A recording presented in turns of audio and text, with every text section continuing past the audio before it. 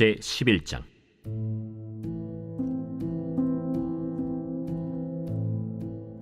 그 해가 돌아와 왕들이 출전할 때가 되매 다윗이 요압과 그에게 있는 그의 부하들과 온 이스라엘 군대를 보내니 그들이 암몬 자손을 멸하고 랍바를 에워쌌고 다윗은 예루살렘에 그대로 있더라.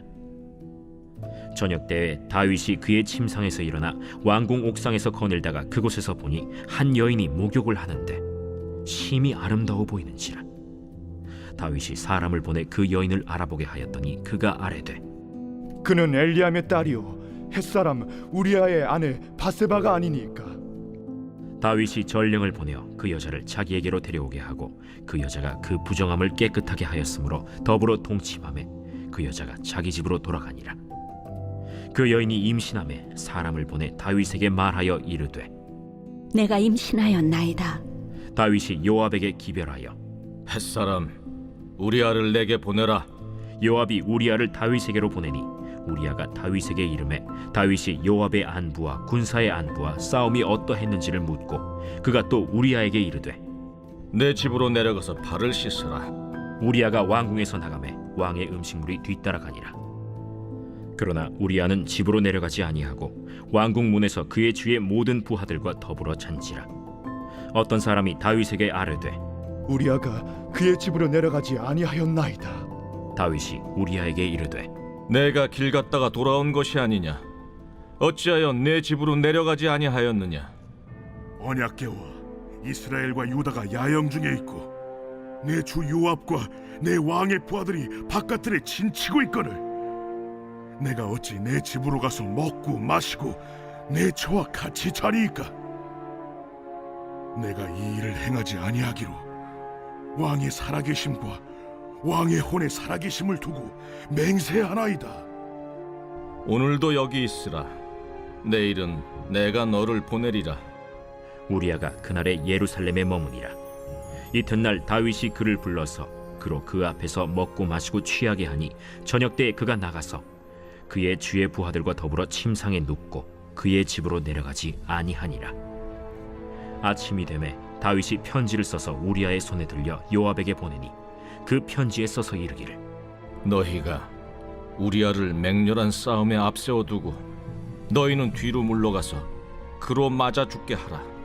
요압이 그 성을 살펴 용사들이 있는 것을 아는 그곳에 우리아를 두니 그 성 사람들이 나와서 요압과 더불어 싸울 때 다윗의 부하 중 몇 사람이 엎드러지고 햇사람 우리아도 죽으니라.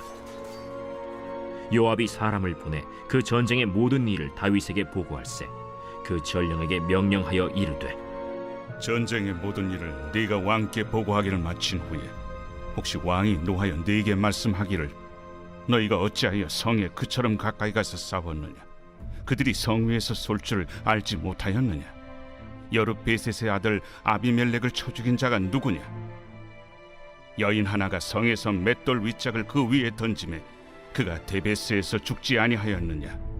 어찌하여 성에 가까이 갔더냐 하시거든 네가 말하기를 왕의 종 햇사람 우리아도 죽었나이다 하라. 전령이 가서 다윗에게 이르러 요압이 그를 보낸 모든 일을 다윗에게 아뢰어 이르되 그 사람들이 우리보다 우세하여 우리를 향하여 들로 나오므로 우리가 그들을 쳐서 성문 어귀까지 미쳤더니 활 쏘는 자들이 성 위에서 왕의 부하들을 향하여 쏘매 왕의 부하 중 몇 사람이 죽고 왕의 종 햇사람 우리아도 죽었나이다. 너는 요압에게 이같이 말하기를 이 일로 걱정하지 말라. 칼은 이 사람이나 저 사람이나 삼키느니라. 그 성을 향하여 더욱 힘써 싸워 함락시키라 하여 너는 그를 담대하게 하라. 우리아의 아내는 그 남편 우리아가 죽었음을 듣고 그의 남편을 위하여 소리내어 우니라. 그 장례를 마침에 다윗이 사람을 보내 그를 왕궁으로 데려오니 그가 그의 아내가 되어 그에게 아들을 낳으니라. 다윗이 행한 그 일이 여호와 보시기에 악하였더라. 말씀의 자리, 찬양의 자리, 기도의 자리 되는 수요 성경극장에 오신 여러분들을 환영하고 축복합니다. 네, 예, 반응 좋은데요? 자, 오늘 사실 설교는 원래는 그냥 설교로 준비할까 했는데 어떻게 하면 성도님들이 좀 더 재미있게 성경의 내용을 좀 알 수 있을까라는 그런 생각이 들어서 약간은 시사교양 예능 프로그램처럼 준비를 해봤습니다. 그러다 보니 진행을 할 때 성도님들의 도움이 필요합니다. 이런 방송을 보면 방청객들이 있습니다. 그래서 제가 뭔가를 이야기했을 때 뭔가 이렇게 놀라운 일이 있으면 어떻게 해야 되죠? 아니, 그거 아니고요. 제가 알려드릴게요. 예. 제가 뭔가 이게 그런 얘기를 했다. 그러면 근데 그동안 몰랐던 걸 깨달았다. 그리고 제가 말씀드렸는데 뭔가 낯뜨겁거나 뭔가 분노할 일이 생겼다. 그럼 어떻게 돼요? 어머어머어머. 자, 한번 해보겠습니다. 시작. 어머어머어머. 예. 그러다가 이제 진짜 뭔가 좀 화가 난다. 그러면 중간에 이렇게 죽일 놈 이런 거 나와도 됩니다. 예. 그렇게 하면은 좀 더 이 설교가 좀 생동감이 있는 그런 설교가 되지 않을까 그렇게 생각이 듭니다. 자, 사실 제가 이 수요 성경극장이라는 이름으로 이 말씀을 준비를 했는데 그 내용은 밧세바 스캔들입니다. 이 이야기를 왜 준비하게 되었는지를 먼저 좀 말씀을 드리겠습니다. 제가 수요 예배 때 뭘 전해야 될지 몰라가지고 몇 분한테 막 묻고 다녔습니다. 지금 웃고 계시는 엄지현 집사님한테도 제가 물었는데 그 밤에 문자가 왔더라고요. 그래서 뭐 이런 내용을 전해주십시오라고 문자가 왔는데 한 발 늦었습니다. 왜냐하면 제가 그때 유초등부에서 선생님들과 식사를 하다가 선생님 중에 한 분이 이런 얘기를 했습니다. 무슨 얘기를 했냐면 유다가 자신의 며느리 다말과 결혼을 하지 않습니까? 동침을 하지 않습니까? 다말이 창녀로 분장을 해가지고 그걸 모르고 이 유다가 다말과 동침을 해서 낳은 아이의 이름이 베레스고 이 내용이 이 베레스의 이름이 어디에 기록되어 있냐면은 예수님의 족보에 기록이 되어 있습니다. 왜 이런 막장 스토리가 예수님의 족보에 들어갔는가라는 이야기를 하다가 보니 예수님의 족보에 가 있는 또 하나의 비극적인 막장 스토리가 하나 있지 않습니까? 그것이 바로 다윗이 밧세바를 범하고 그의 남편인 우리아를 죽인 사건입니다. 왜 이런 낯뜨겁고 부끄러운 스토리가 흠이 될 만한 이야기가 예수님의 족보에 기록된 것인가라고 궁금해하는 그 질문을 듣고 그렇다면 이 밧세바 스캔들을 내용으로 해서 이렇게 말씀을 준비해 봐야 되겠다라는 생각을 하게 되었습니다. 그때 우리 선생님들과 또 이 밧세바 스캔들과 관련해서 뜨겁게 논쟁을 했던 내용도 있는데 그 부분도 이따가 성도님들과 한번 살펴보도록 하겠습니다. 자, 우리가 이 밧세바 스캔들이 어떤 사건인지를 이해하기 위해서는요, 먼저 그 배경을 살펴볼 필요가 있습니다. 자, 오늘 말씀을 읽을 부분이 많은데요. 그 말씀을 읽을 때 우리 서fon교회 공식 꿀보이스 누구죠? 한창현 목사님께서 도와주시기로 하셨습니다. 네. 자, 그리고 또 한 가지 좀 말씀을 드릴 게 있는데 오늘은 이 밧세바 스캔들 이야기는 수위가 좀 셉니다. 그래서 혹시 이 중에 그 자녀가 같이 오신 분 계신가요? 그런 분들은 부모님과 함께 말씀을 들어주시기 바랍니다. 네? 퇴장. 부모님과 함께 들으시면 됩니다. 근데 혹시 가정에서 혼자 자녀가 이 설교를 시청하는 일이 없도록 우리 부모님들께서 좀 주의를 줘 주시기 바라겠습니다. 자, 우리 사무엘하 11장 1절의 말씀을 성도님들이 한번 읽어주시기 바라겠습니다. 함께 읽겠습니다. 그 해가 돌아와 왕들이 출전할 때가 되매 다윗이 요압과 그에게 있는 그의 부하들과 온 이스라엘 군대를 보내니 그들이 암몬 자손을 멸하고 랍바를 에워쌌고 다윗은 예루살렘에 그대로 있더라. 아멘. 여기 보면은 왕들이 출전할 때가 되었다고 합니다. 성도님들, 이게 왕들이 출전할 때는 이제 전쟁이 할 때가 되었다는 것인데 이 전쟁을 하는 시기는 봄, 여름, 가을, 겨울 중 언제일까요?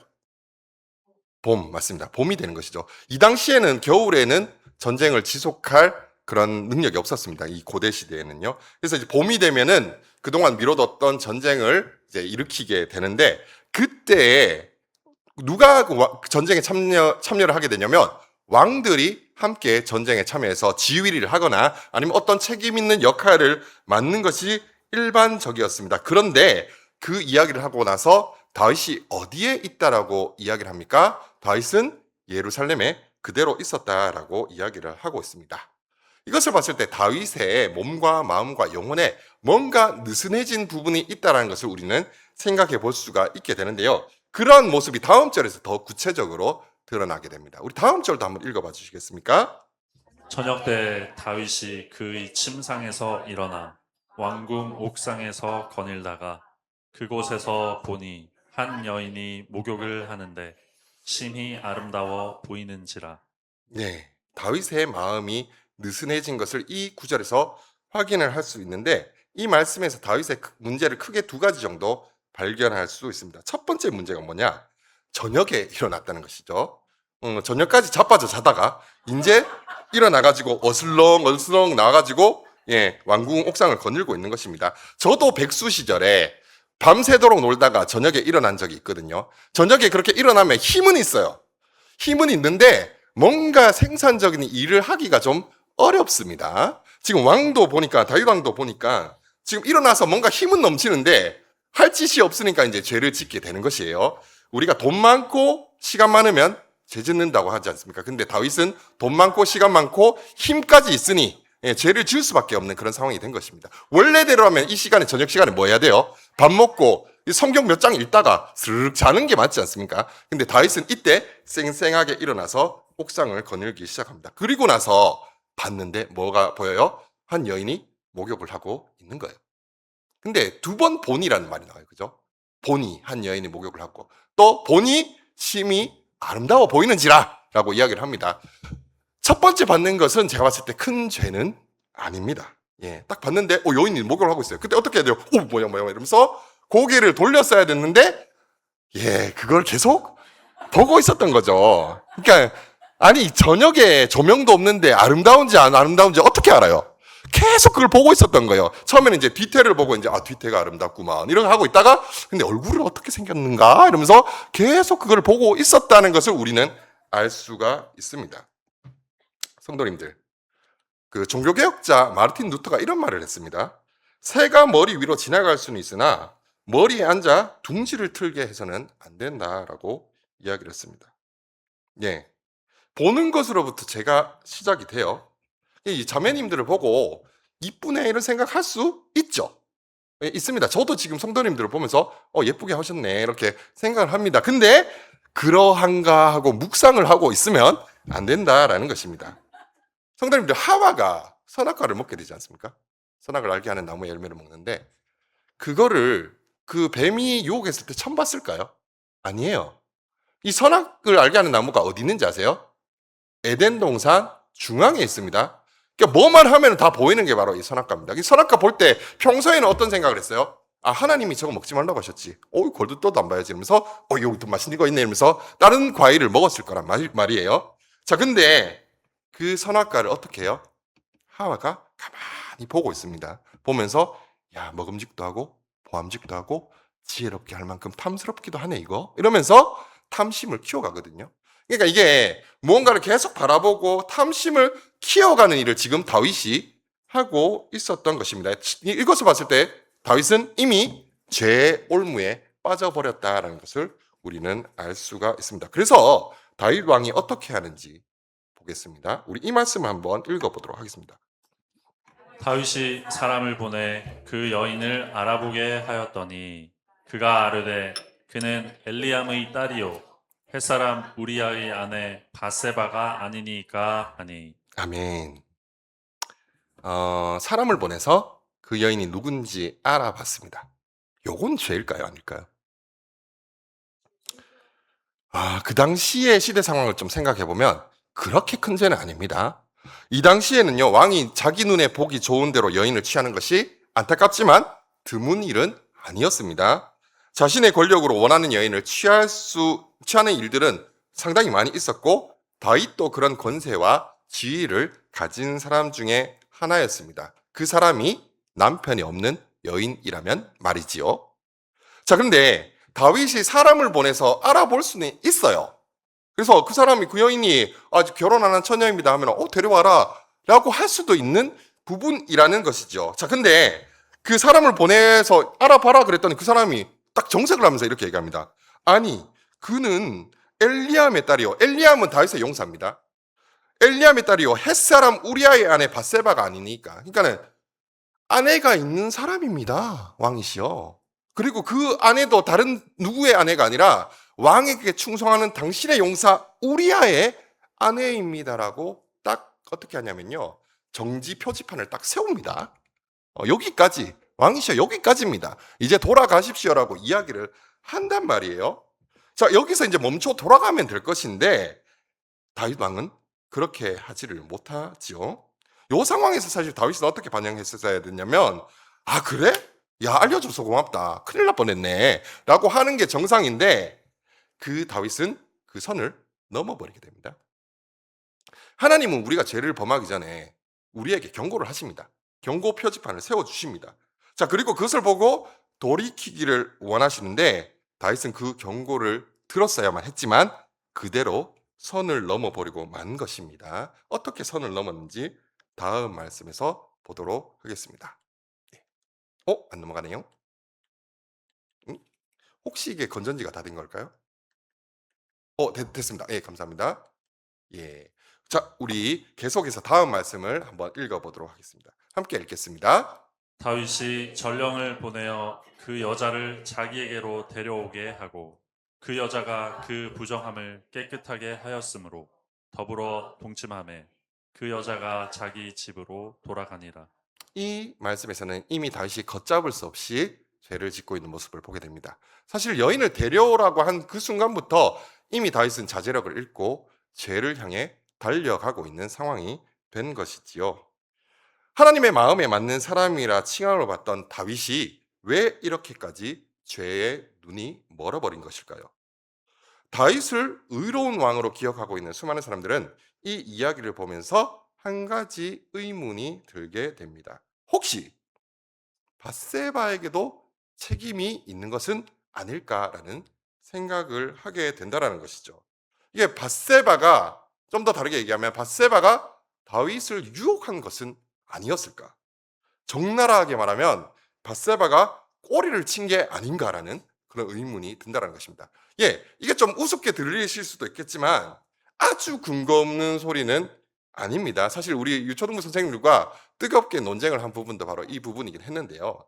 자, 첫 번째 좀 의심스러운 부분. 왜 자신을 볼 수 있는 곳에서 목욕을 했을까라는 것이죠. 예, 다윗 왕이 볼 수 있는 곳에서 다윗 왕이 거닐 만한 시간에 목욕을 했다라는 사실이 첫 번째 의문이 되는 상황입니다. 그리고 이거는 제가 말한 건 아니고 제가 생각한 건 아니고 그 한 성도님, 정확히는 우리 유초등부 선생님 중에 한 분이 말씀해 주신 건데 유초등부 선생님들을 보시면은 다들 아가씨 같죠, 생긴 게.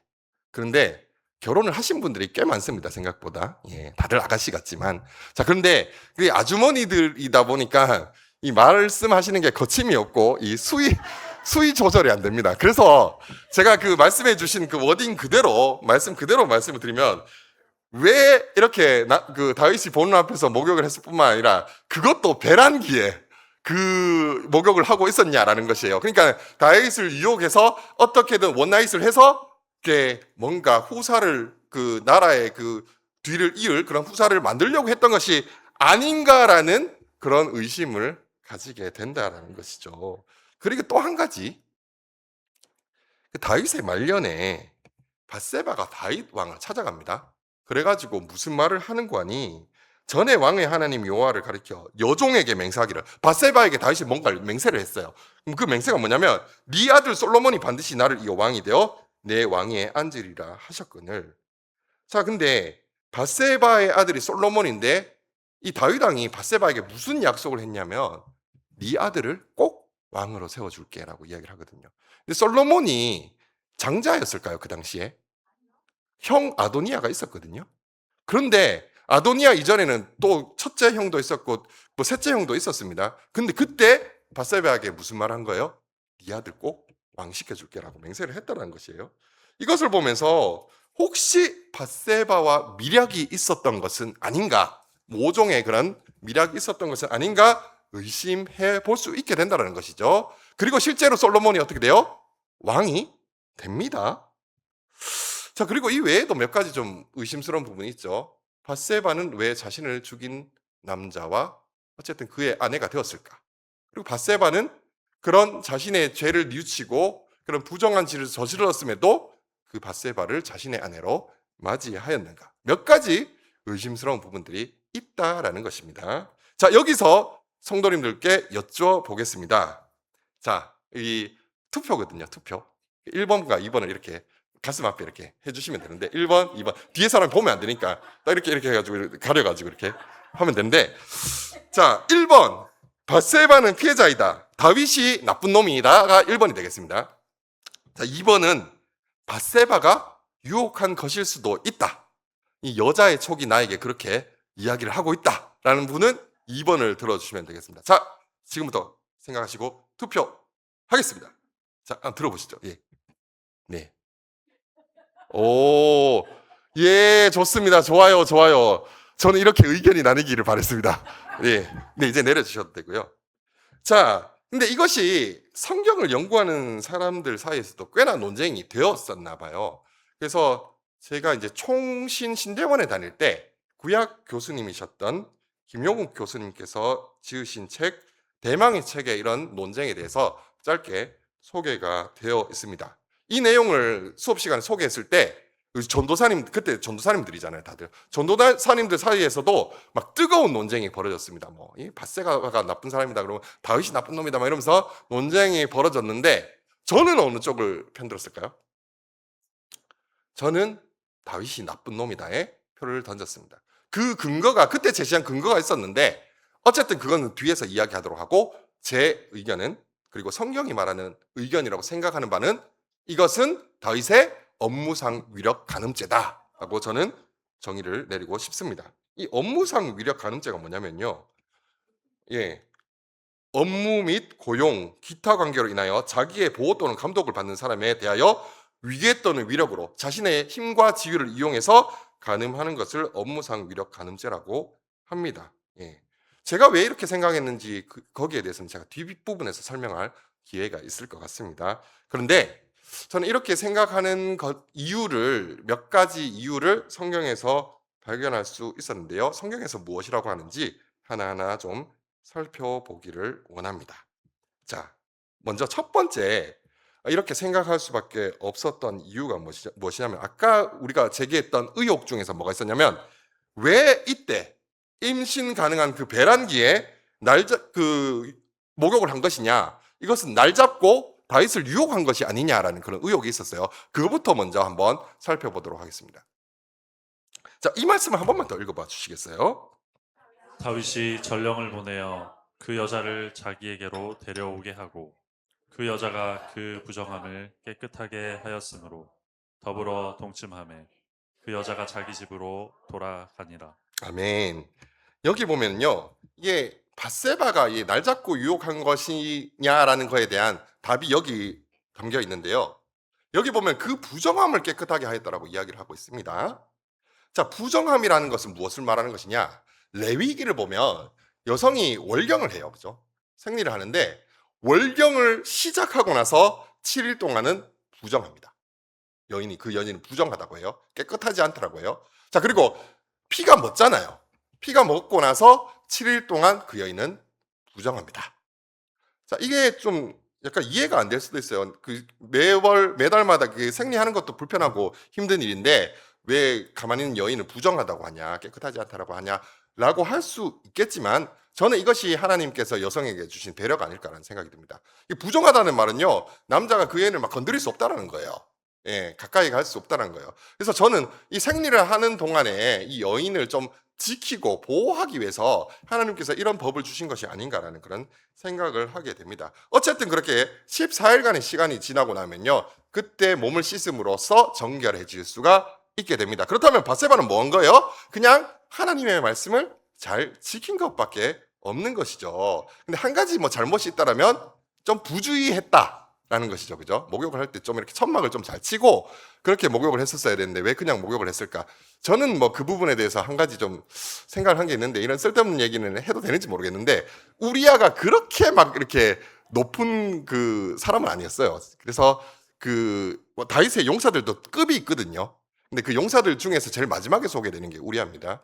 그러니까 약간 그 돈은 없는데 왕궁에서 걸어서 출퇴근할 수 있는 집을 구하다 보니 좀 그렇게 뻥 뚫린 집을 구한 게 아닌가 뭐 그런 생각을 혼자 해보게 되었습니다. 아무튼 이 여인이 그렇게 몸을 씻은 것은 월경후 정결 예식과 관련된 씻음이었다라는 것을 우리가 좀 먼저 살펴보기를 바랍니다. 그리고 나서 우리의 또 의혹이 뭐였냐면 아니 솔로몬이 왜 형들을 제끼고 뭐 아도니아도 있었고 압살롬도 있었고 막 그랬는데 왜 이 사람이 왕의 후계자가 되기로 지목되어 있었는가? 밧세바에게 맹세를 하였는가 하는 부분을 좀 살펴보도록 하겠습니다. 다윗이 성전을 세우려고 했었던 적이 있었어요. 그죠? 자, 근데 그 성전을 세우지 못한 이유가 있습니다. 그 이유가 뭐였죠? 맞아요. 큰 전쟁을 많이 해서 피를 많이 흘렸기 때문이었습니다. 자, 그 이야기를 솔로몬을 불러서 이야기합니다. 내가 옛날에 성전을 지으려고 했는데 하나님이 나에게 그 성전을 짓지 말라고 하셨어. 그리고 이런 말씀을 하셨단다라면 하면서 솔로몬에게 하는 이야기인데 역대상 22장 9절부터 10절까지의 말씀을 함께 읽어주시기 바랍니다. 읽겠습니다. 보라, 한 아들이 내게서 나리니 그는 온순한 사람이라. 내가 그로 주변 모든 대적에게서 평온을 얻게 하리라. 그의 이름을 솔로몬이라 하리니 이는 내가 그의 생전에 평안과 안일함을 이스라엘에게 줄 것이니라. 그가 내 이름을 위하여 성전을 건축할지라. 그는 내 아들이 되고 나는 그의 아버지가 되어 그 나라 왕위를 이스라엘 위에 굳게 세워 영원까지 이르게 하리라 하셨나니. 아멘. 이 말씀을 보면요, 솔로몬을 왕으로 세운 사람이 누구세요? 하나님. 이 말씀을 하는 분이 하나님이시거든요. 그러니까는 솔로몬이 왕이 된 것은 뭐 어떤 밧세바와 다윗 간의 뭐 모종의 밀양이 있었던 것이 아니라 하나님께서 그렇게 하라고 명령을 하신 것이라는 것을 우리가 이 말씀을 통해 알 수 있습니다. 뭐 그 외에도 몇 가지 의혹들이 있었는데 뭐 예를 들어서 이 밧세바가 다윗과 결혼한 부분 있잖아요. 결국에는 같이 살잖아요. 그죠? 그런 부분도 이해가 되지 않고 다윗이 이 우리아를 자기가 범죄하였음 걸 알고 회개를 하였음에도 이 우리아를 아내로 삼는 모습도 좀 이상하게 느껴질 수도 있습니다. 그런데 이게 당시의 시대 상황을 좀 이해하면은 충분히 납득이 가능한 부분입니다. 만약에 밧세바가 자신의 몸이 더럽혀진 그 시점에서 비녀를 빼가지고 다윗의 몸에다가 이제 비녀를 꽂았다면, 너도 죽고 나도 죽다는 꽂았다면, 그거는 진짜 다 같이 죽자는 얘기입니다. 나도 죽고 우리아도 죽고 다 같이 죽자는 얘기입니다. 그렇게 할 수 없는 상황이었다는 것이죠. 자, 그리고 다윗이 회개하고 나서 왜 밧세바를 데리고 살까요? 내가 범죄했기 때문에 이 여인을 더 이상 가까이 하지 않겠다라고 말을 하고 밧세바를 내버려 둔다면 이것은 우리아만이 아니라 밧세바까지 죽이는 일인 것입니다. 그 당시 시대 상황으로서는 그렇다는 것이죠. 자, 그리고 제일 중요한 증거는요, 성경이 계속해서 다윗의 범죄에 주목하고 그 범죄를 고발하고 있다라는 것입니다. 성경에서 계속해서 다윗의 범죄에 대해서 무엇이라고 이야기하는지 성경의 말씀을 읽어보도록 하겠습니다. 다윗이 이렇게 밧세바와 동침하고 나서 얼마 지나지 않아 그를 한 사람이 찾아옵니다. 그래서 이 밧세바가 보낸 사람인데요, 뭐라고 얘기를 하냐면 그 여인이 임신함에 사람을 보내 다윗에게 말하여 이르되 내가 임신하였나이다 하니라. 성도님들, 드라마 같은 데 보면 종종 이런 대사가 나오는데 제가 뭐 회장님의 아이를 임신했어요 이렇게 이야기를 하잖아요. 그러면 그 말 뒤에는 무슨 말이 담겨 있는 거죠? 어떤 의미가 있는 거죠? 책임져라. 내 아이도 나도 당신이 책임져야 된다라고 이야기를 하는 것이죠. 사실 근데 이게 책임지는 게 다윗의 입장에서는 큰 문제는 아니에요. 워낙 뭐 돈도 많은 사람이고 그런 권력도 있고 어디 숨어서 지내게 할 수도 있는 부분이고, 그죠?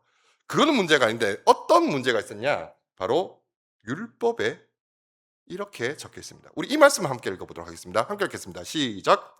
어떤 남자가 유부녀와 동침한 것이 드러나거든 그 동침한 남자와 그 여자를 둘 다 죽여 이스라엘 중에 악을 제할지니라. 그러니까 밧세바가 책임지라는 말은요, 이제 둘 다 율법에 따르면 죽게 될 상황이 된 것이라는 것이에요. 자, 이때 다윗에게 남은 선택은 무엇입니까? 이제 남은 선택은 이것을 잘 덮고 그것마저 실패하면 우리아를 죽이는 것이 아니라 회개했었어야죠. 이때 회개했었어야죠. 근데 다윗은요, 회개를 하려고 하는 것이 아니라 어떻게 하냐면은 이거를 덮어보려고 합니다. 이미 죄를 멈출 수 있는 기회는 예전에 지났어요. 그죠? 이미 죄를 지었잖아요. 그럼 죄를 멈출 수는 없더라도 회개할 수 있는 기회는 있었거든요. 근데 다윗은 그 회개의 기회마저도 놓쳐버리게 되는 것을 우리가 알게 되는 것입니다.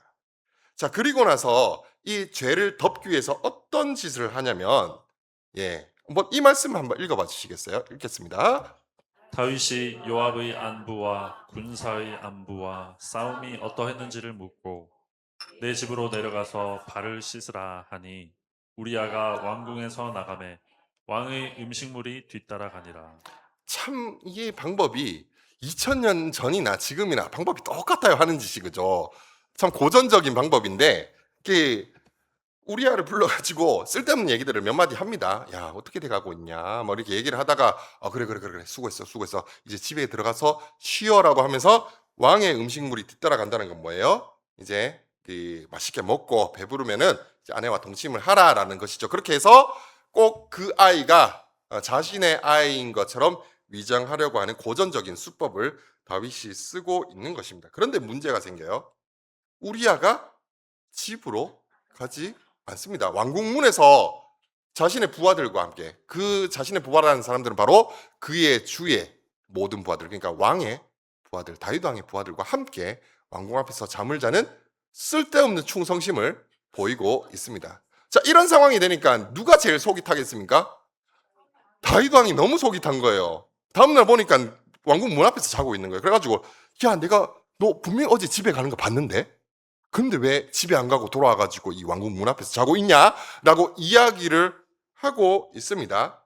참 이렇게 죄를 지으려고 하는데 죄를 제대로 짓지 못하는 것, 죄가 제대로 안 이루어지는 것이 바로 하나님께서 그분의 백성들에게 주시는 은혜라는 사실을 기억하시기 바랍니다. 저도 죄를 이 좋은 머리를 써가지고 죄를 지으려고 했던 적이 꽤 많이 있거든요. 그래서 완전 범죄를 저지르려고 했던 그런 적이 참 많은데, 그럴 때마다 여지없이 실패하게 됩니다. 그것이 바로 하나님의 은혜라는 것이죠. 자, 어쨌든 이렇게 찌질하게 이 우리아에게 매달리고 있는 다윗 왕에게 이 우리아가 아주 멋있는 대답을 합니다. 왜 너 집에 안 들어갔어라고 이야기하니까 이렇게 이야기를 합니다. 우리 이 말씀도 혹시 잘 보이시나요? 한번 읽어보도록 하겠습니다. 함께 읽겠습니다. 우리아가 다윗에게 아뢰되 언약궤와 이스라엘과 유다가 야영 중에 있고 내 주 요압과 내 왕의 부하들이 바깥 들에 진치고 있거늘 내가 어찌 내 집으로 가서 먹고 마시고 내 처와 같이 자리이까. 내가 이 일을 행하지 아니하기로 왕의 살아계심과 왕의 혼의 살아계심을 두고 맹세하나이다 아니라. 아멘. 여기 보면 언약궤가, 위에 보시면 언약궤와 그가 진중에 있더라고요. 전쟁터에 있더라고요. 그 당시에 언약궤를 앞세워서 전쟁을 치른 경우가 성경에 몇 번 기록이 돼 있기는 한데 사실 그것이 좋은 행동이었을지는 모르겠어요. 어쨌든 지금 언약궤가 이 전쟁터 그 진중에 있다라고 이야기를 합니다. 지금 근데 그 언약궤를 걱정하는 사람은 우리아예요. 옛날에는 다윗이 이 언약궤를 참 걱정했던 적이 사무엘하 7장에 나옵니다. 야, 나는 이렇게 좋은 백향목궁에 살고 있는데 하나님의 궤는 저기 장막 중에 있다고 하면서 마음 아파하는 다윗의 모습이 있었거든요. 근데 그 다윗의 모습은 온데간데 없고 지금 언약궤를 걱정하고 있는 것은 우리아라고 이야기를 하고 있어요. 자, 근데 공교롭게도 이 언약궤 안에 뭐가 들어있습니까? 하나님의 말씀판이 들어있거든요. 이게 다윗의 마음에서 이 언약궤가 멀어져 있다는 것은요, 이미 다윗의 머릿속에 하나님의 말씀은 저기 멀리 뒷전으로 가 있다는 것을 우리가 확인을 할 수가 있습니다. 그러면서 이 우리아가 뭐냐 하면 내 왕의 부하들이 바깥들에 진치고 있거든요. 그러니까 내 왕이 누구예요? 다윗 왕이잖아요. 당신 부하들이 지금 전쟁터에서 지금 열심히 싸우고 있습니다. 아니, 전쟁을 해보신 분이 그것을 모르십니까? 라고 하면서 우리아가 좀 답답해하고 있는 상황인 것처럼 보여요. 그러니까 우리아는요, 그 왕은 자신의 부하들에 대해서 신경도 안 쓰는데 이 우리아는 자신의 전우들이 그 전쟁터에 있는 것을 보고 마음 아파하면서 빨리 그 전쟁터에 가서 함께 싸울 날만을 고대를 하고 있는 것이죠. 근데 이 다윗 왕은 이 우리아, 자신의 종인 충성스러운 이 우리아에게 어떤 짓을 저지르냐면, 먼저는 그날 어떻게 하냐면 술에 취하게 해가지고 집에 돌려보냅니다. 술에 취하면 이제 이 사리 분별이 안 되니까 어떻게 일이 치러지지 않을까 하는 생각으로 그렇게 하는데 술 취해가지고 어떻게 해요? 그 왕이시여, 뭐 우리아시여, 왕께서 당신을 집으로 데려가라고 했습니다. 그러니까 아니라고 나는 너희들과 함께 자겠다 이러면서 또 다시 야영을 해버리거든요. 그러니까 이제 안 되겠다 싶어가지고 왕이 어떻게 합니까? 아침이 되매 다윗이 편지를 써서 우리아의 손에 돌려서 요압에게 보냅니다. 그 편지의 내용이 무엇이었느냐? 그 편지에 써서 이르기를 너희가 우리아를 맹렬한 싸움에 앞세워두고 너희는 뒤로 물러가서 그로 맞아 죽게 하라 하였더라. 이때 다윗의 군사들이 뭘 하고 있었냐면 그 랍바성이라는 그 암몬성에서 공성전을 하고 있었어요.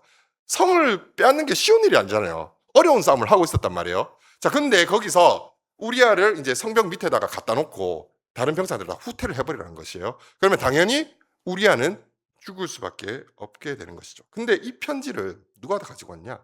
우리아가 가져갑니다. 우리아의 손에 들려있는 편지의 내용은 뭐예요? 자기를 죽이라는 명령이 담긴 편지인 거예요. 근데 우리아는 이 편지를 충성스럽게도 왕의 부하인 요압에게 전달을 하고 그렇게 끝까지 왕에게 충성한 우리아는 전쟁터에서 죽음을 당하게 됩니다. 성도님들, 차도살인이라는 말이 있어요. 빌릴 차 칼도 죽일 사람인, 칼을 빌려서, 남의 칼을 빌려서 사람을 죽인다라는 말입니다. 근데 성경에서 다윗의 이 악행에 대한 평가가 딱 이 차도살인입니다. 사무엘하 22장 9절에 이렇게 나옵니다. 어찌하여 네가 여호와의 말씀을 업신여기고 가볍게 여겼다는 것이에요. 나보기에 악을 행하였느냐? 네가 칼로 햇사람 우리아를 치되, 그러니까 네가 죽였다는 거예요. 이거 네가 죽인 거 맞잖아. 그런데 다만 암몬 자손의 칼을 빌려서 네가 죽인 거잖아 라고 이야기를 하고 있습니다. 그리고 빼도 박도 못하게 뭐라고 얘기합니까? 그의 아내를 빼앗아 네 아내로 삼았도다. 네가 아내를 빼앗은 거잖아 라고 이야기를 하고 있습니다. 자, 이런 범죄, 차도살인, 교사살인의 범죄를 저지른 다윗에게 하나님께서 나단을 보내서 그에게 어떤 벌이 임하게 되는지를 말씀해 주시는데요. 이렇게 이야기를 합니다.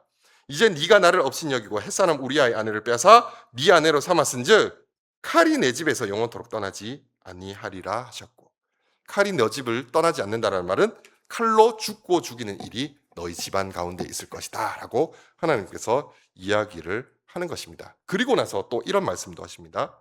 사무엘하 12장 11절의 말씀인데요. 이 말씀은 저와 성도님들이 함께 받도록 하겠습니다. 함께 읽겠습니다. 내가 너와 내 집에 재앙을 일으키고 내가 내 눈앞에서 내 아내를 빼앗아 내 이웃들에게 주리니 그 사람들이 내 아내들과 더불어 백주에 동침하리라. 네, 아내를 빼앗아서 그 아내를 누가 취하나? 네 이웃이 취하게 될 것이다 라고 말씀을 합니다. 근데 그 네 이웃이라고 했는데 그 이웃이 누구예요? 너무나 끔찍하게도 그의 셋째 아들인 압살롬인 것이죠. 자, 이 압살롬이 얼마나 엽기적인 일을 하냐면 다윗이 도망가고 나서 후궁들, 그 성을 지키고 있던 다윗 성을 지키고 있던 후궁들을 불러 모읍니다. 그리고 나서 옥상에다가 천막을 치고 백성들을 불러 모아서 그 백성들 앞에서 공개적으로 후궁들을 범하는 엽기적인 행동을 합니다. 왜 이런 말도 안 되는 짓을 저지른 걸까요? 이 행동을 저지르도록 이 압살롬을 부추긴, 이것을 조언한 사람이 있습니다. 그 사람이 아히도벨인데 바로 밧세바의 할아버지입니다. 여기서 이제 하시면 됩니다. 오 하시면 됩니다. 예. 자, 여러분, 아히도벨이요 압살롬을 도와서 반역을 이끈 사람입니다. 자, 근데 이 사람이 누구라고요? 바로 밧세바의 아버지 엘리암의 아버지라는 것이죠. 바로 밧세바의 할아버지라는 것입니다. 아히도벨이 혹시 이 다윗이 밧세바를 범하고 그리고 우리아를 이렇게 교사살인했다는 사실을 알고 있었던 것이 아닐까요? 근데 그럴 가능성이 너무 많아요. 왜냐하면은 다윗이 뭐만 하면 사람을 보내가지고 우리아의 아내 밧세바를 불러옵니다. 그러면 우리아의 아내도 왕에게 어떻게 합니까? 사람을 보내죠. 그리고 이 사실을 또 누가 알고 있어요? 요압이 알고 있는 것이에요. 이런 상황들 속에서 당연히 선지자 나단도 알고 있죠. 이런 상황 속에서 그 다윗의 최측근 모사이고 굉장히 높은 자리에 있었던 이 아히도벨이 이 사실을 알고 있었던 것이 아닐까. 자신의 손녀 사위를 죽이고 자신의 손녀를 겁탈한 사람이 다윗이란 사실을 알고 있지 않았을까? 이것이 제가 그 다윗이 나쁜 놈이고 이 모든 것을 저지른 사실이라는 것을 확신하는 증거 중에 하나입니다. 그러니까는 이 아이도벨 밧세바의 할아버지가 다윗을 그토록 죽이고 싶어 했던 이유가 그것이 아니었을까라는 생각을 하게 되는 것이죠. 자, 실제로 아이도벨은요, 이런 끔찍한 계획을 실행했을 뿐만 아니라 어떻게 하냐면 자기에게 군사 12,000명만 주십시오. 제가 지금 즉시로 저 도망치고 있는 다윗을 쫓아가서 다윗만 죽여버리겠습니다. 그리고 그 백성들은 다 무사히 데리고 오겠습니다라고 합니다. 그 백성들 중에 누가 있었어요? 자신의 손녀 밧세바가 있었겠죠. 이 아이도벨은요, 자신의 손녀의 몸을 더럽힌 그 다윗을 어떻게 하고 싶었을까요? 찢어 죽이고 싶지 않았겠습니까? 그러니까요, 이 12,000명만 주면 자신이 빨리 가서 다윗을 죽이겠다라고 합니다. 자, 그런데 저는 이렇게 다윗을 빨리 기습하려고 하는 데에는 또 하나의 이유가 있었을 거라고 생각이 듭니다. 지금 다윗과 밧세바가 함께 있어요. 근데 밧세바의 할아버지인 자기가 반역에 가담한 것을 다윗이 알게 되었을 것이란 말이에요. 자, 그런 상황에서 자신 때문에 밧세바에게 다윗이 위해를 가할 수도 있겠다라고 생각했지 않겠습니까? 그런데 그러니까 하루라도 빨리 이 다윗을 죽여버리는 것이 화근을 없애는 길일 것이란 말이에요. 자, 근데 자신의 계획이 받아들여지지 않습니다. 압살롬에게. 하나님께서 역사하신 것인데 그렇게 다윗을 죽일 기회를 놓치게 돼요. 그러자 아이도벨이 어떻게 하는지 아세요? 자살합니다. 저는 이 이유가 아마도 자신 때문에 밧세바가 위험에 처해질까 봐 스스로 목숨을 끊은 것이 아닌가라고 추측을 하고 있습니다. 자, 압살롬은 어떻게 됩니까? 결국에는 반역이 성공해 실패해요? 실패합니다. 그러면서 압살롬은 요압에게 죽게 됩니다. 이 부분이 참 아이러니하지 않습니까? 성도님들, 우리아를 누가 죽이게 되죠? 맞아요. 저 명령서를 들고 어디로 가냐면 요압에게 가거든요. 요압이 그걸 보면서 참 다윗 왕이 같지 않았을 거예요. 그죠? 그러면서 어쨌든 이 우리아를 죽입니다. 자, 근데 다윗의 아들이 누구의 손에 죽느냐면 요압의 창에 찔려서 죽게 된다는 것이죠. 자, 이런 끔찍한 운명을 맞이한 사람은요, 압살롬 한 사람뿐만이 아니었습니다. 나단을 보내서 하나님께서 다윗을 책망하실 때 나단을 통해서 이런 이야기를 하십니다. 한 성읍에 두 사람이 있는데 한 사람은 부자라서 양떼와 소떼가 엄청나게 많았다. 그런데 한 가난한 사람이 있었는데 그에게는 양 한 마리, 암양 새끼 한 마리밖에 없었는데 이 가족이 이 암양 새끼를 얼마나 아끼고 사랑했는지 같이 밥도 먹고 잠도 자면서 자기 딸처럼 여겼다라고 이야기를 합니다. 그런데 이 부자놈이 자기의 소떼와 양떼가 그렇게 많음에도 손님이 자기 집에 왔는데 그 손님을 대접하기 위해서 이 가난한 사람의 암양 새끼를 뺏어다가 그걸로 대접을 했지 않습니까? 왕이시여, 이렇게 이야기를 하니까 이 나단이 왕에게 이런 사람은 어떻게 해야 될까요? 묻지도 않았는데 다윗이 화를 내면서 뭐라고 얘기하냐면 이렇게 이야기를 합니다. 여호와의 살아계심을 두고 맹세하노니 이 일을 행한 그 사람은 마땅히 죽을 자라. 그가 불쌍히 여기지 아니하고 이런 일을 행하였으니 그 양 새끼를 4배나 갚아주어야 하리라. 이렇게 이야기를 합니다. 자, 그런데 그때 나단이 뭐라고 해요? 당신이 그 사람입니다. 이렇게 이야기를 합니다. 자, 그런데 여기서 저와 성도님들이 좀 살펴보고 싶은 내용이 뭐냐면 다윗 왕이 뭐라고 해요? 그 양 새끼를 율법에 따라서 4배나 갚아주어야 하리라고 이야기를 하죠. 우리아를 죽이고 나서 다윗 왕의 아들이 칼에 의해서 다윗 왕의 아들이 죽게 되는, 제명에 살지 못하게 죽게 되는 아들이 몇 명일까요? 4명이에요. 첫 번째로 밧세바가 낳은 아이가 죽었죠. 그리고 첫째 아들 암몬이 칼에 죽습니다. 그리고 셋째 아들 압살롬이 반역을 했다가 죽게 돼요. 그리고 넷째 아들 아도니아도 죽게 됩니다. 어떤 학자들은 이 4배로 갚아야 된다라는 다윗의 말대로 그의 4아들이 죽었다라고 이야기하는 학자들도 있어요. 저는 사실 그 의견을 지지하지는 않습니다. 왜냐하면 이 말씀 때문이거든요. 이 말씀을 저와 성도님들 함께 읽어보겠습니다. 죽을지라 아들은 아버지의 죄악을 담당하지 아니할 것이요 아버지는 아들의 죄악을 담당하지 아니하리니. 네, 이 에스겔 말씀에 무엇이라고 합니까? 아버지의 죄로 아들이 죽는 경우는 없을 것이다. 아들의 죄로 아버지가 죽는 경우는 없을 것이다 라고 분명히 말씀을 하십니다. 실제로 이 죽은 아들들을 보면요, 첫째 아들, 셋째 아들, 넷째 아들 다 자기 죄 때문에 죽습니다. 첫째 아들 암몬은 무엇 때문에 죽냐면 압살롬의 누이 베달은 그 형제인 압살롬의 누이 다말을 강간하고 압살롬의 손에 의해서 죽게 됩니다. 셋째 아들 압살롬은 우리 성도님들 잘 아는 것처럼 다윗 왕에게 반역했다가 요압의 손에 의해서 죽게 됩니다. 넷째 아들은 왜 죽었냐? 그 솔로몬에게 왕권을 물려주기로 했는데 그 왕권을 넘보다가 결국에는 그 정쟁에 의해서 죽게 됩니다. 자기 죄 때문에 다 죽었어요. 자, 근데 밧세바가 낳은 아이는 왜 죽었냐는 거예요. 이 아이는 뭔 죄가 있어서 죽었냐는 것입니다. 더 이해가 되지 않는 말씀이 이거거든요. 이 말씀 한번 같이 읽어보겠습니다. 함께 읽겠습니다. 다윗이 나단에게 이르되 내가 여호와께 죄를 범하였노라 하매 나단이 다윗에게 말하되 여호와께서도 당신의 죄를 사하셨나니 당신이 죽지 아니하려니와 당신이 낳은 아이가 반드시 죽으리이다 하고. 좀 이해가 되지 않지 않습니까? 다윗 왕을 용서하셨대요. 근데 아이는 죽었어요. 아이는 무슨 죄인가? 이것을 봤을 때 좀 우리가 오해하기 쉬운 게 다윗의 그 죄의 책임을 마치 이 아이에게 전가한 것처럼 생각해서는 안 된다라는 것입니다. 우리가 이 밧세바가 낳은 첫 번째 아이가 죽은 것을 무엇이라고 이해해야 되냐면요. 죄는 용서받을 수 있지만 내가 지은 죄의 상처와 고통은 남는다라는 것입니다. 그 부모가 음주운전을 했어요. 잘못을 한 거죠. 죄를 지었어요. 자, 그것으로 인해서 사고가 나서 그 자녀가 평생 장애를 지고 살아가는 경우가 있지 않습니까? 그러니까 이 죄라는 것은요, 그런 파괴력이 있어요.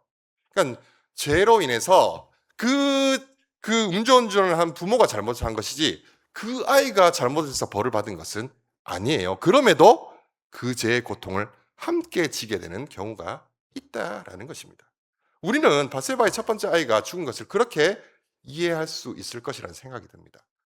다윗이 죄를 지었어요. 죄를 지은 것은 다윗입니다. 자, 근데 왜 이 아이가 고통을 받았는가? 한번 생각해 보시기 바랍니다. 밧세바가 다윗과 동침한 뒤로 한 번이라도 제대로 잠을 잔 적이 있었겠습니까? 두 다리 뻗고 자신 때문에 자신이 임신을 하고 자신 때문에 자신의 남편이 죽었다라는 죄책감 때문에 밥이라도 한 끼 제대로 먹은 적이 있었겠냐고요. 그러니까 밧세바가 이런 상황에서 건강한 아이를 출산한 게 오히려 이상한 상황이 될 수밖에 없는 겁니다. 결국에는 죄는 다윗이 지었는데 그 고통은 밧세바와 그녀의 아이가 당하게 되는 안타까운 현실이 바로 우리가 살아가는 죄로 인해 어그러진 세상의 모습이라는 것이죠. 자, 지금까지 이 밧세바 스캔들의 이 막장 이야기를 살펴보았는데요. 처음으로 돌아가서 우리가 궁금한 것은 이것이에요. 왜 이런 이야기가 예수님의 족보에 포함되었어야만 했느냐라는 것입니다. 왜 이런 나쁘끄러운 일이 예수님의 족보에 흠이 될 수도 있을 것 같은 이런 막장 이야기가, 이런 부끄러운 일이 족보에 포함된 것일까요? 사실 마태복음 1장에 나오는 족보는요, 예수님의 의로운 혈통과 그분의 고귀한 신분을 나타내기 위한 족보가 아닙니다. 이 족보를 보면서 우리가 어떤 생각을 하느냐? 바로 왜 예수님이 하나님의 아들이 이 땅에 오실 수밖에 없는지에 대해서 우리에게 생각하게 만들어주는 내용이 바로 이 마태복음 1장의 내용이라는 것입니다. 이 마태복음 1장의 족보를 보고 있으면요, 죄의 깊이와 죄의 끔찍한 파괴력에 대해서 우리는 생각할 수밖에 없습니다. 바로 이 구절을 보며 우리는 그것을 생각할 수밖에 없는 것입니다. 많은 사람들이 다윗을 생각할 때 의로운 왕으로만 생각해요. 만약에 밧세바 스캔들이 없었다면 우리는요, 다윗을 왕을 그저 의로운 사람으로만 생각했을 수 있습니다. 자, 그러나 우리가 이 사실을 통해서 다윗이 우리아의 아내를 범했다라고 기록되어 있습니다. 밧세바라는 이름도 아니고 우리아의 아내를 빼앗아서 솔로몬을 낳았다는 이 사실을 보면서 우리가 느끼는 것은요, 그도 하나님의 은혜가 필요한 사람이구나라는 것을 보게 된다는 것이죠. 그리고 그로 인해 고통받은 그의 가족과 백성들을 보면서 죄의 파괴력과 죄로 인해 고통받게 되는 이 세상 사람들의 모습을 발견할 수 있게 된다는 것입니다. 그래서 예수님이 이 땅에 오신 것입니다. 바로 자신의 백성들을 구원하기 위해서입니다. 예수님은 죄로 인해서 고통받는 백성들을 구하시기 위해서 이 땅에 오신 왕이십니다. 참된 왕이시죠. 자신의 죄를 덮기 위해서 백성들을 죽이는 왕이 아니라 백성들을 살리기 위해서, 백성들을 용서하기 위해 자신의 생명까지도 바치는 그러한 사랑과 은혜의 왕으로 이 땅에 오신 것입니다. 자, 그렇다면 여기서 질문을 할 수밖에 없는 것은 우리 안에 다윗은 없는가라는 질문입니다. 우리는 수많은 우리아를 들키지 않고 죽여온 사람들일지도 모릅니다. 미워함으로 형제를 죽이고 간음하기도 하고 죄로 다른 사람을 고통스럽게 만들며 살아온 사람들이라는 것입니다. 그러면서 의로운 척 살아가는 모습이 우리의 모습이 아닌가라는 것입니다. 자, 그렇다면 우리에게 필요한 것은 무엇일까요? 바로 다윗처럼 하나님의 은혜와 긍휼을 구해야만 한 것입니다. 우리 또한 다윗처럼 하나님의 은혜가 필요한 사람이라는 것입니다. 이제 마무리하겠습니다. 밧세바 스캔들이 우리에게 보여주는 것은 무엇인가? 첫째, 인간의 죄는 얼마나 깊고 추한가를 우리에게 보여줍니다. 그리고 또 한 가지 사실은요, 그 죄를 넘어서는 은혜는 얼마나 크고 위대한가를 보여주기 위해서 하나님께서는 이 밧세바의 사건을 이 예수님의 족보에 넣을 수밖에 없었던 것입니다. 밧세바 스캔들은 한 왕의 일탈과 그로 인한 몰락만을 담고 있는 이야기가 아니라 인간이 가진 깊고 추한 죄를 보여줄 뿐만 아니라 죄의 파괴력까지도 우리에게 말해주고 있습니다. 그런 마땅히 죽어야 할 인간들을, 죄인들을 위해 하나뿐인 아들을 보내주신 하나님의 사랑과 은혜가 얼마나 큰지도 우리에게 보여주고 있습니다. 밧세바 스캔들은 세상 사람 모두가, 그리고 이 자리에 계신 저와 성도님들이 죄를 넘어서는 은혜가 필요함을 우리에게 보여주는 사건입니다. 다윗의 죄를 고발했을 때 다윗이 잘한 것 딱 한 가지만 이야기하겠습니다. 지금까지 다윗을 너무 형편없는 사람으로만 몰아갔는데 사실 그것도 사실이지만, 그럼에도 다윗이 잘한 것은요, 그가 그런 죄를 지었을 때 하나님의 은혜와 긍휼 앞에 매달렸다라는 것입니다.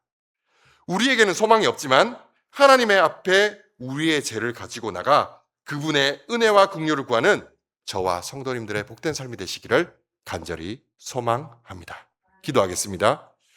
하나님 아버지, 우리가 얼마나 많은 죄를 지으며 살아가는 죄인인지 주님 앞에 고백합니다.